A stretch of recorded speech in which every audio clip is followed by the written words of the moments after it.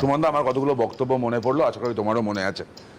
রাজনীতির সময়সীমা 65 বছর, একবার নয়, সেকেন্ডবার রিঅ্যাফার্ম করেছিলেন বক্তার নাম অভিষেক বন্দ্যোপাধ্যায়। 65 বছর কি মমতা বন্দ্যোপাধ্যায়ের হয়নি? ফার্স্ট প্রশ্ন আমার থাকবে। সেকেন্ড প্রশ্ন আমার থাকবে, one man one post. Abhishek Bandyopadhyay সহ তৃণমূলের একাধিক অভিষেকপন্থী নেতারা, অনেক মুখপাত্ররা তাদের এক্স হ্যান্ডেলে, তখন টুইটার ছিল, ফেসবুকে লেখা শুরু করলো ওয়ান ম্যান ওয়ান পোস্ট। আমি দেখছিলাম মুখ্যমন্ত্রী, স্বাস্থ্যমন্ত্রী, অর্থমন্ত্রী, ইউথ অ্যাফেয়ার্স অরূপদার পরে ওনার কাছেই গেছে, home and hill affairs, land reforms, এগুলো দপ্তরের মন্ত্রীর নাম কি? মমতা বন্দ্যোপাধ্যায়। তো অভিষেক বন্দ্যোপাধ্যায়ের ইন্ডিকেশনটা কার দিকে ছিল? ফার্স্ট কোশ্চেন থাকবে। সেকেন্ড ইন কমান্ড দলের, যার নিজের দুটো ভাগে ভাগ থাকে, বারবার দেখা যায় ক্যাওয়াসগুলো। আমার আরো একটা কথা মনে পড়ে গেল, 24-এ ইলেকশনের আগে মমতা বন্দ্যোপাধ্যায় চোট পেয়েছিলেন, মনে আছে তোমার? মাথায় কেউ ব্যান্ডেজও করতে পারেনি, ওই অবস্থা, তাকে হসপিটালে যেতে হলো। ডাক্তারের ব্রিফিংটা আমার মনে আছে, someone pushed her from behind, coat unquote, তোমার রেকর্ড থাকবে, তুমি চালাও। এবার ঘরের মধ্যে কে তাকে ধাক্কা দিয়েছিল, কি হয়েছিল, এবার ভাইপো শাসন হবে কি হবে না মানুষ ঠিক করুক। আজকে অমিত শাহজি কথাগুলো যেগুলো বলেছেন, তার মধ্যে অনেক কটা ইম্পর্টেন্ট কথা আছে। ক্ষমতায় আসার 45 দিনের মধ্যে কেন্দ্রীয় হারে ডিএ এবং 7th পে কমিশন চালুর কথা ভারতীয় জনতা পার্টি বলেছে। ডিসেম্বর 26-এর মধ্যে পশ্চিমবঙ্গে যে কটা ডিপার্টমেন্টে ভ্যাকেন্সি আছে ফুলফিলের কথা ভারতীয় জনতা পার্টি বলেছে। আমরা দেখেছি দুর্নীতির ফলে স্কুলের ক্ষেত্রে বা অন্য ক্ষেত্রে এজ পার করে গেছে, অনেকে আর পরীক্ষায় বসতে পারবে না, তাদের এডুকেশনটা বেকার হয়ে যাচ্ছে, তাদের ক্ষেত্রে এজ রিল্যাক্সেশনের কথা ভারতীয় জনতা পার্টি বলেছে।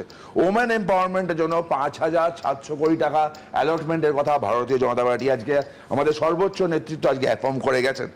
26,000 যে টিচার নিয়ে কি অবস্থা চলছে এখনো পর্যন্ত, নাম্বারিং কি হলো না হলো, অনেকে বাদ গেল, সেই প্রবলেমের স্থায়ী সমাধানের কথা ভারতীয় জনতা পার্টি বলেছে। অ্যাফেক্টেড জব অ্যাসপিরেন্টস যারা আছে তাদের ফিনান্সিয়াল হেল্পের কথা, ক্ষতিপূরণের কথা ভারতীয় জনতা পার্টি বলেছে।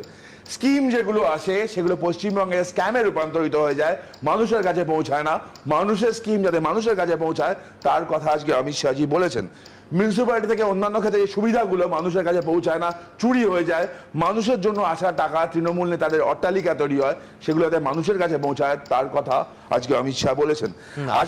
আসল যেটা বলেছেন, যেটা আগের বেশ কয়েকটা বক্তৃতা বলেননি, সেটাই তো বললেন না, যে তৃণমূল সরকারকে অমিত শাহ আক্রমণ করছিলেন মমতা বন্দ্যোপাধ্যায় বা অভিষেক বন্দ্যোপাধ্যায়ের নাম না নিয়ে। বহুদিন পর আজকে একটা বক্তৃতায় নাম নিলেন। পশ্চিমবঙ্গে কোনো রাজনৈতিক দল আজকে শাসন করছে না, পশ্চিমবঙ্গে শাসন করছে একটা private limited company. Trinamool Congress রাজনৈতিক দল, এটা তৃণমূল কংগ্রেসের নেতারাও বিশ্বাস করে না যে অভিষেক বন্দ্যোপাধ্যায় নাকি দলের সেকেন্ড ইন কমান্ড, দলের নাকি উত্তরসূরি, অঘোষিত। তা আমার প্রশ্ন, যারা তৃণমূলকে জন্ম দিল, যারা তৃণমূলের জন্য খাটলো, যারা তৃণমূলের জন্য সবকিছু করলো, তারা কারা? ওই বলে না পুরোনো ছিল সিনেমায়, রামু কাকা, তারা কি শুধুমাত্র রামু কাকা হয়ে আছেন দলে? যে মালিক অর্ডার দেবেন, মালিকের পর মালিকের ভাইপো অর্ডার দেবেন, এবং তাদের কোনো গণতন্ত্র নেই। আবার বলছি, আমাদের দলে ভারতীয় জনতা পার্টিতে চেঞ্জ হয়, প্রেসিডেন্ট চেঞ্জ হয়, বংশ পরম্পরায় হয় না। কংগ্রেসের যে টিপিক্যাল কালচার, ফ্যামিলি পলিটিক্স, সেই একই জিনিস তো পশ্চিমবঙ্গে। গণতন্ত্রটা কোথায়?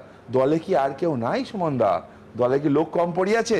আবার প্রশ্ন থাকলো, 65 বছরের কথা তো অমিত শাহজি বলেননি, সেকেন্ড ইন কমান্ড, এক ব্যক্তি এক পদ, এই কথা তো অমিত শাহজি বলেননি। অরূপদাও লিখেছিলেন কিনা আমি জানি না টুইটারে, তখন তৃণমূলের সব যাবতীয় নেতা লিখেছিল।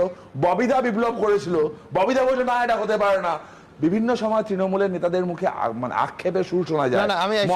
বারবার বলেই ফেলেছিলেন যে এটা কি হচ্ছে, আমাদের উপর চাপিয়ে দেওয়া হচ্ছে। আমি অরূপের কাছে যাব। অরূপ, আমি তার সঙ্গে শুধু যোগ করব, যেদিন প্রতিকুর রহমানকে অভিষেক বন্দ্যোপাধ্যায় দলে যোগ দেয়ালেন, সেদিনও রিপিট করেছেন যে বয়সের ক্ষেত্রে আমি যেটা বলেছিলাম এখনো সেটা আমি স্ট্যান্ড করছি, আমি সেটাকে এখনো ঠিক মনে করছি। কারণ মোদিজির বিকল্প বিজেপিতে এই মুহূর্তে কেউ নেই। মোদিজি আজকে, বিজেপি আর একটা কোনো দল নয়, বিজেপি একটা মুখ, শুধু সেই মুখটার নাম নরেন্দ্র মোদী। এটা তো মানতে হবে যে অভিষেক ব্যানার্জি সাংগঠনিকভাবে দলকে যেভাবে বেঁধেছেন, আমরা অনেক বেশি একটা মুখ নরেন্দ্র মোদী, তৃণমূল মানে একটা মুখ মমতা হচ্ছে। আমি আবার বলছি, ভারতীয় জনতা পার্টি বললো যে আসলে মুখ।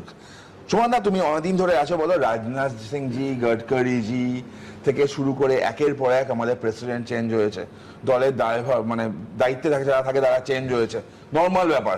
ভারতীয় জনতা পার্টির second line of leadership, third line of leadership ready. সর্বকনিষ্ঠ একজন ভারতীয় জনতা পার্টিতে যখন সে সব দলই করে। মমতা বন্দ্যোপাধ্যায় বলেন 4টে প্রজন্ম রেডি করে গেছি। মমতা বন্দ্যোপাধ্যায় দলে আর কি আছে গো প্রজন্মে?